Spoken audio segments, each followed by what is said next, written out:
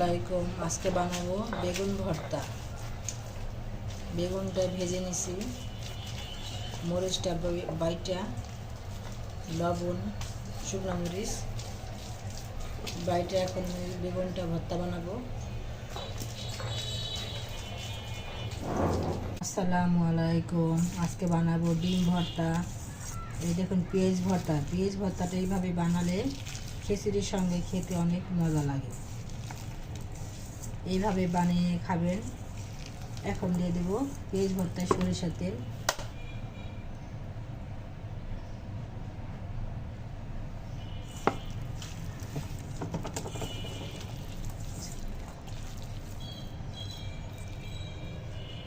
এই তো পেঁয়াজ ভর্তাটা হয়ে গেছে।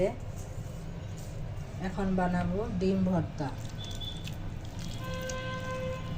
এইভাবে ডিম ভর্তা বানালে ভাতের সঙ্গে খিচুড়ির সঙ্গে খেতে অনেক টেস্টি হয়।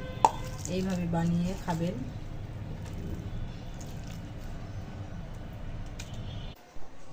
এই তো হয়ে গেল মজাদার ডিম ভর্তা, পেঁয়াজ ভর্তা। এইভাবে বানিয়ে খাবেন। ভালো লাগলে লাইক, কমেন্ট, সাবস্ক্রাইব করবেন।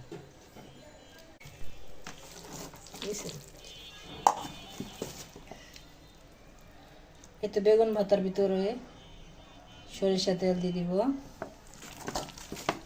পেঁয়াজ। এইভাবে ভর্তাটা বানালে অনেক মজা হয়। এইভাবে বানিয়ে খাবেন, খুব ভালো লাগে, টেস্টি হয়। এই তো হয়ে গেল মজাদার বেগুন ভর্তা। ভালো লাগলে লাইক, কমেন্ট, সাবস্ক্রাইব করবেন এবং শেয়ার করবেন।